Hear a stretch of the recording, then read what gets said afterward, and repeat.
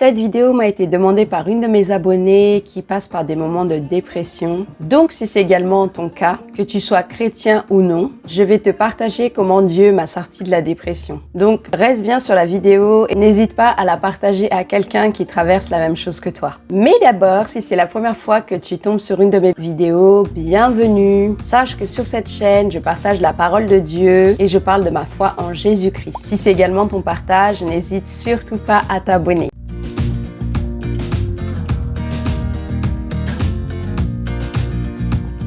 Comment je définis la dépression? Je dirais que c'est un mal-être, que c'est une profonde tristesse qui affecte des millions de personnes, chrétiennes ou non. C'est pas un simple coup de blues qui nous prend de temps en temps. C'est quelque chose de répétitif au point qu'on s'y habitue et ça en devient un environnement qu'on subit. Cet état est généralement accompagné de colère, de désespoir et de fatigue et sûrement encore d'autres symptômes. Les gens dépressifs perdent le goût et l'intérêt des choses qu'ils appréciaient avant. Ils se jugent lamentables au point d'avoir des idées noires, des idées suicidaires. Et personnellement, j'en suis pas arrivée à ces pensées-là, mais ça reste quand même une dépression. Quelles sont les causes éventuelles à la dépression? La structure de la personnalité. Effectivement, il y a des caractères qui sont plus assujettis à la dépression. Les personnes anxieuses, inquiètes, mais également les personnes maniaques, méticuleuses, perfectionnistes. Et enfin, je dirais les personnes qui ont des traits de caractère obsessionnels. La dépression peut être causée également par des blessures liées à l'enfance, comme de la maltraitance, des abus, que ce soit d'ordre moral, physique ou sexuel, les carences affectives, le rejet, l'abandon, qui peut éventuellement amener à la dépression aussi. Ce sont des événements de vie douloureux, comme une séparation, une rupture amoureuse, le décès d'un être cher, des échecs à répétition, le fait d'être atteint d'une maladie incurable ou chronique, l'usage de drogue,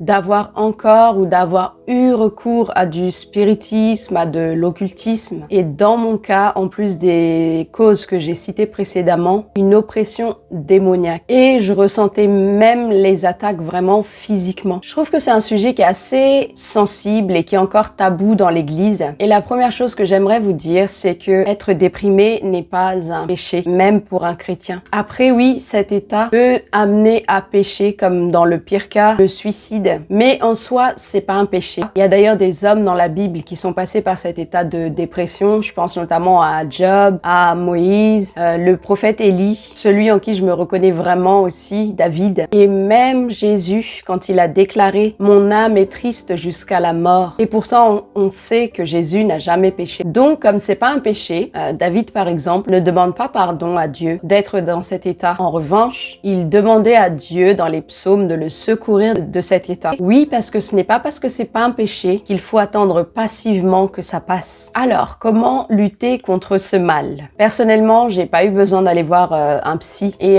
j'ai rien contre. Dieu a donné l'intelligence à la médecine et la sagesse, parfois, c'est effectivement d'aller consulter. Et c'est encore mieux si c'est un psy chrétien. Mais ce qui me dérange, c'est certaines psychologies du monde. Par exemple, pour quelqu'un qui a été abusé, doit être reconnu victime. Et bien sûr qu'elle est victime et elle n'a pas à se sentir coupable des faits. Mais sa restauration n'est pas dans le fait d'être reconnue comme une victime. En tout cas, si on se confie en Dieu, la Bible dit que nous sommes plus que vainqueurs en Christ. Et c'est pas nier les faits que de dire ça, c'est simplement d'exalter la vérité de la parole de Dieu. Et souvent, cette psychologie du monde retarde, voire même empêche la restauration de la personne. Je vais vous donner un autre exemple aussi de la psychologie du monde. C'est de laisser un enfant ou un ado se tripoter, se masturber, sous prétexte que c'est naturel et qu'il doit se découvrir. Or, ce n'est pas ce que la Bible dit. Bref, parenthèse de la psychologie du monde fermée. Soumettez à Dieu si vous devez aller consulter un psy ou non et faites ce qui est juste. Pour ma part, ce qui m'a aidé, c'était de me reconnaître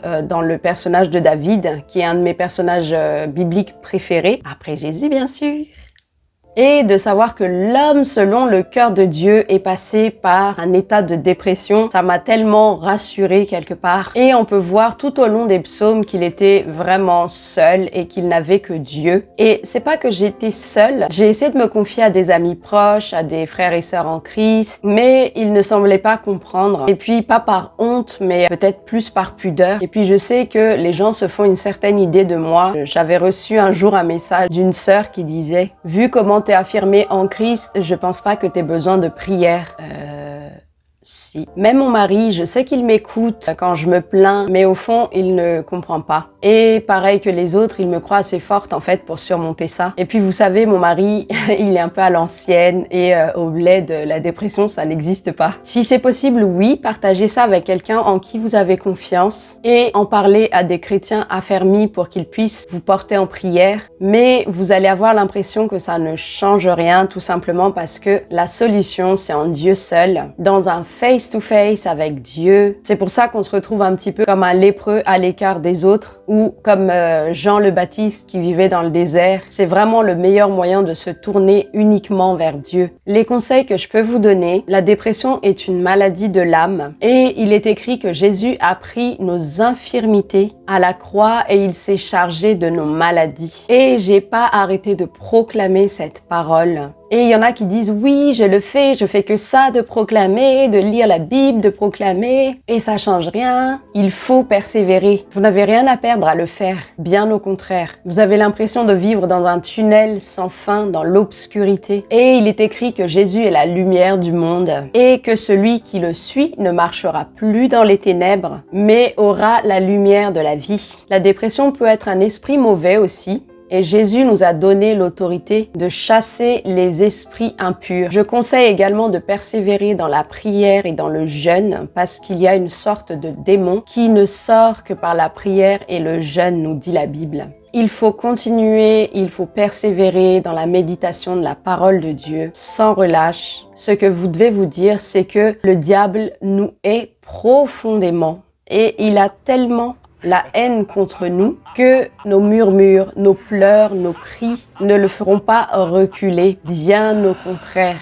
Moi, personnellement, ne pas lui donner satisfaction, ça m'a motivé à me relever. Et nos cris, nos pleurs, nos larmes aussi ne feront pas faire à Dieu les choses que nous devons faire par nous-mêmes, pour nous fortifier, pour grandir. J'aime bien ce post qui disait « Parfois Dieu ne calme pas la tempête, il calme son enfant ». Et c'est vrai, les circonstances changent, les difficultés vont et viennent. Et si cette situation, si ce problème se résout, un autre arrivera plus tard, à un autre moment. Voilà pourquoi nous avons besoin d'affronter les choses et pas s'attendre constamment à ce que ce soit Dieu qui le fasse à notre place. Ne soyons pas des chrétiens attentistes. Et puis il faut qu'on apprenne à rendre grâce au lieu de nous plaindre. Donc déchargez-vous sur Dieu de tous vos soucis parce qu'il prend soin de nous, nous dit la Bible, même si on ne le voit pas. Il faut savoir exalter la vérité de la parole de Dieu, pas ce qu'on voit avec nos yeux.